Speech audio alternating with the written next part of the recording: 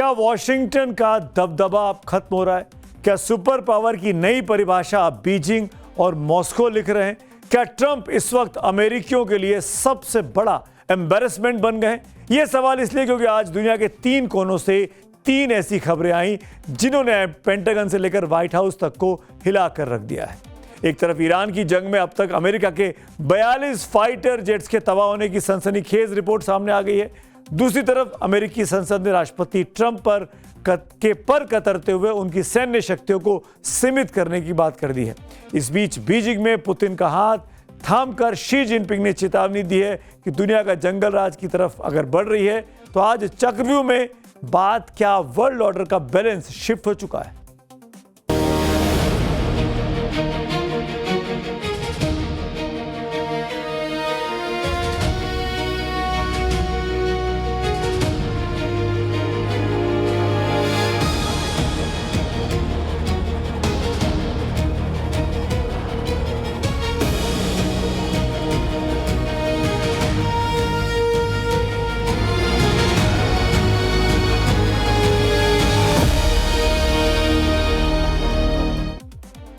और इस वक्त की सबसे बड़ी खबर बीजिंग से आ रही है, जिसने वॉशिंगटन से लेकर लंदन और तेल अवीव तक को हड़कंप मचाया है। पश्चिम एशिया से लेकर यूक्रेन में जारी जंग के बीच दुनिया के 2 दिग्गज नेता शी जिनपिंग और व्लादिमीर पुतिन एक साथ एक मंच पर आए।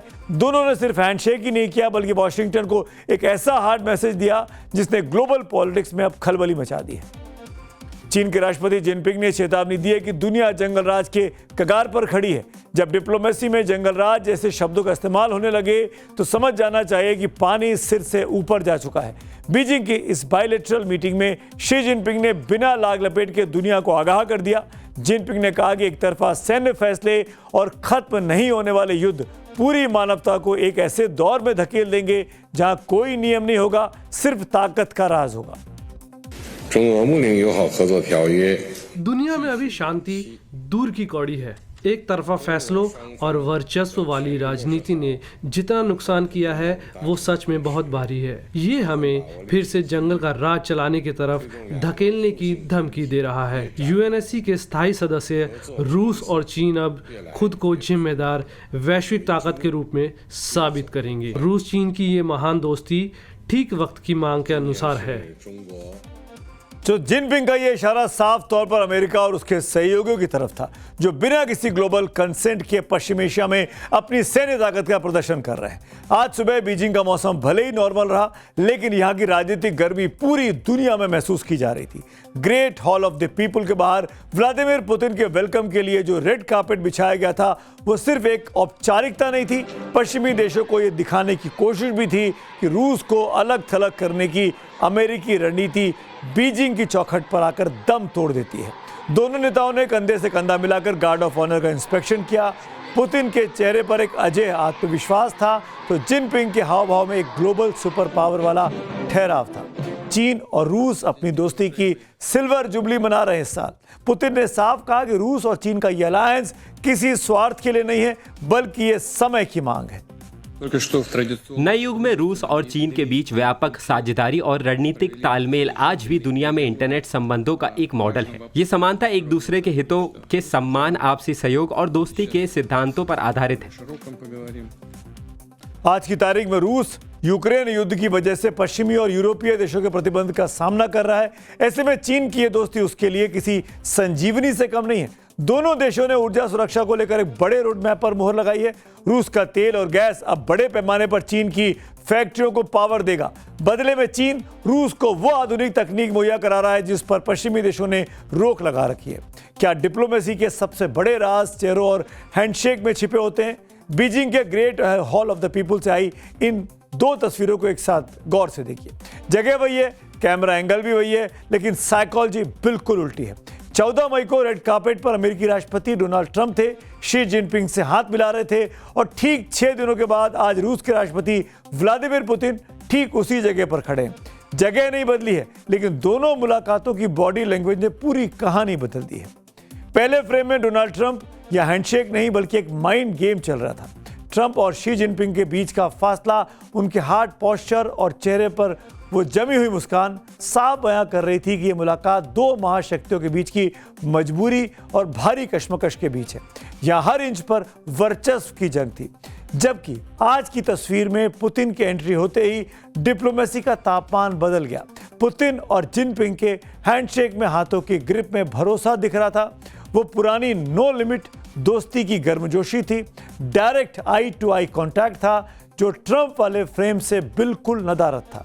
जाहिर है कैमरा एंगल भले ही एक हो, लेकिन बॉडी लैंग्वेज का ये फर्क साफ बताता है कि ग्लोबल पावर गेम में असली धुरी इस वक्त कहां घूम रही है। अब एक और बड़ी खबर आपको बता दूं जो कि अमेरिका से आ रही है, वॉशिंगटन से। राष्ट्रपति ट्रंप को सीनेट से बहुत बड़ा झटका लगा है। ट्रंप की सैन्य शक्तियों को सीमित करने के प्रस्ताव को अमेरिकी संसद से ये पास हो गया है। हैरान करने वाली बात है कि ट्रंप की अपनी ही पार्टी यानी रिपब्लिकन पार्टी के 4 सांसदों ने क्रॉस वोटिंग कर दी है और विपक्ष यानी डेमोक्रेट्स का साथ इन सांसदों ने दे दिया है। ये प्रस्ताव 50 के मुकाबले 47 वोट से पास हुआ।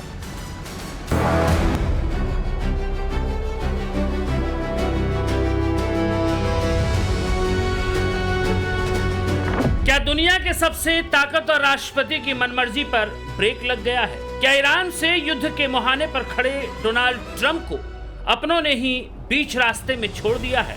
वॉशिंगटन से आई ये खबर यही गवाही दे रही है। अमेरिकी संसद में ट्रंप को वो करारी हार झेलनी पड़ी है जिसकी उम्मीद खुद व्हाइट हाउस को भी नहीं थी। राष्ट्रपति की सैन्य शक्तियों को सीमित करने वाला ऐतिहासिक प्रस्ताव पास हो गया है और ट्रंप के लिए सबसे बड़ा झटका ये कि विपक्ष के इस वार में उनके अपने ही 4 रिपब्लिकन सांसदों ने पीठ में छुरा घोंप दिया और डेमोक्रेट्स के पाले में जाकर खड़े हो गए।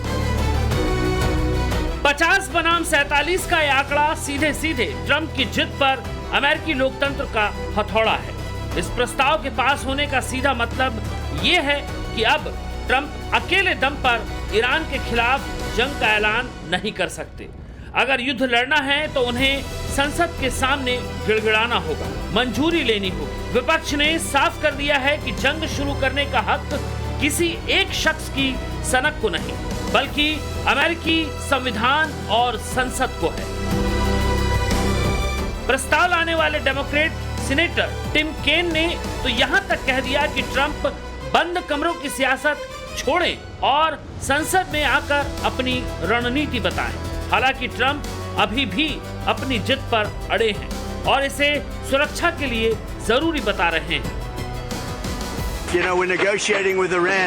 डेमोक्रेट्स है या डेमोक्रेट्स, ये नाम बहुत सटीक है। तो मैं बातचीत के बीच में हूँ। मैं कह रहा हूँ कि उन्हें परमाणु हथियार नहीं मिल सकता और एक खबर आती है कि डेमोक्रेट्स ट्रंप को आगे की बातचीत से रोकना चाहते हैं। वो रोकना चाहते हैं अगर उसे उन्हें एक और थप्पड़ मारना पड़े। वे परमाणु हथियार चाहते हैं मिडिल ईस्ट को उड़ाने के लिए और फ्रैंकली दुनिया को उड़ाने के लिए। ये होने वाला नहीं है। अमेरिकी कानून के मुताबिक कोई भी राष्ट्रपति बिना संसद की मंजूरी के सिर्फ 60 दिन तक सैन्य कार्रवाई चला सकता है। इसके बाद या तो युद्ध खत्म करना होता है, कांग्रेस से अनुमति लेनी होती है या फिर सेना की सुरक्षित वापसी के लिए 30 दिन की अतिरिक्त मोहलत मांगनी होती है। अभी सीनेट में इस पर अंतिम वोटिंग होनी बाकी है। इसके बाद इसे रिपब्लिकन बहुमत वाली हाउस ऑफ रिप्रेजेंटेटिव से मंजूरी लेनी होगी। हालांकि उसके बाद भी ट्रंप इसके खिलाफ वीटो कर सकते हैं। फिर उस वीटो को रद्द करने के लिए सीनेट और हाउस दोनों में 2/3 बहुमत चाहिए होगा, जो फिलहाल मुश्किल माना जा रहा है। लेकिन अपनी ही पार्टी में लगी ये सेंध ट्रंप की उस अजेय छवि पर बहुत बड़ा दाग है जिसे वो दुनिया को दिखाते रहे हैं। जैसा कि मैंने शुरू में कहा था कि ट्रंप क्या अपने पार्टी के लिए, अपने देश के लिए एम्बैरेसमेंट बन गए। लोकप्रियता के पैमाने पे भी वो कमजोर होते जा रहे हैं। कल हमने आपको चार्ट दिखाया था और आज उनके सांसदों ने उनके खिलाफ बगावत कर दी, एक बिल में उनके खिलाफ वोट कर दिया। आइए अब आपको एक और बड़ी खबर दे दूं। पश्चिम एशिया से इस वक्त ये बड़ी खबर आ रही है। अमेरिका और ईरान के बीच बातचीत टूटने के बाद इजराइल एक बार फिर ईरान पर हमले की अब तैयारी में जुटा है। इजरायली चैनल 12 की रिपोर्ट के मुताबिक पीएम बेंजामिन नेतन्याहू ने सुरक्षा कैबिनेट की 5 घंटे तक एक सीक्रेट मीटिंग की है। इस हाई लेवल मीटिंग में इजराइल के सेना प्रमुख और एयरफोर्स चीफ समेत तमाम टॉप ऑफिसर्स शामिल हुए। इजरायली अफसरों को लग रहा है कि अगर ईरान ने युद्ध खत्म करने का कोई नया प्रस्ताव नहीं दिया तो राष्ट्रपति ट्रंप ईरान पर बड़ी सैन्य कार्रवाई का फैसला ले सकते हैं और इजरायल को उसके लिए तैयार रहना होगा। 28 फरवरी को शुरू ईरान के साथ युद्ध में अमेरिकी सेना का वो नुकसान उठाना पड़ा है जिसकी कल्पना खुद पेंटागन ने भी कही नहीं की। अमेरिकी संसद की research agency congressional research service यानी CRS की एक सीक्रेट रिपोर्ट सामने आई है जिसने वॉशिंगटन से लेकर न्यूयॉर्क तक हड़कंप मचा दिया है। दावा है कि 28 फरवरी को शुरू हुई जंग में अमेरिका के एक दो नहीं बल्कि पूरे 42 फाइटर जेट्स और ड्रोन या तो पूरी तरह तबाह हो गए या उन्हें भारी नुकसान पहुंचा है।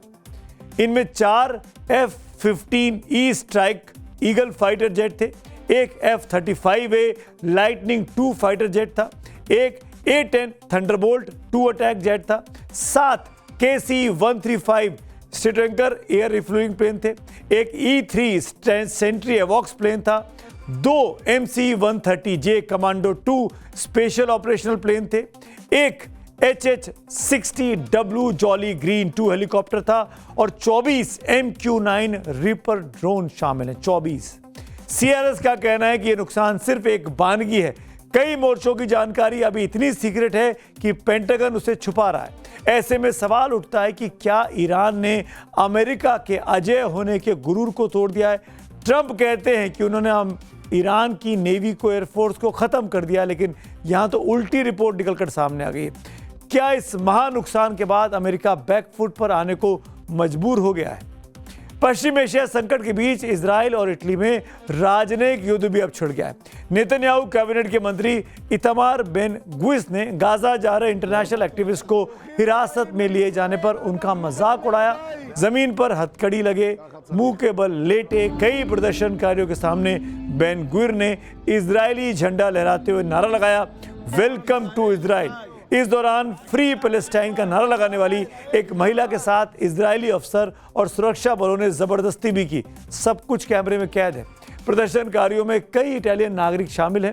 इजरायली मंत्री की हरकत से नाराज इटली की प्रधानमंत्री जॉर्जिया मेलोनी ने इजरायली राजदूत को फोन पर समन किया और बिना शर्त माफी की मांग उससे की है। और अब बात करते हैं कार्यक्रम के आखिर में पब्लिक व्यू की।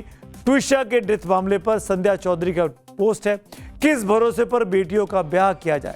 जब पढ़े लिखे परिवार का यह हाल है, उनको जल्द न्याय मिले। एक और व्यू है दलित स्टोरी पर, माधुरी चिंचम लतपुरे। इतिहास गवाह है कि जिसने भी ब्राह्मणों को दलितों या पिछड़ों के साथ जोड़कर समीकरण बनाया, लखनऊ के सिंहासन पर राज तिलक उसी का हुआ है, जैसे 2007 में बसपा ने कर लिया था। तो आज मेरे साथ इतना ही। चक्रव्यूह में कल शाम मुलाकात होगी, तब तक के लिए शुभ रात्रि।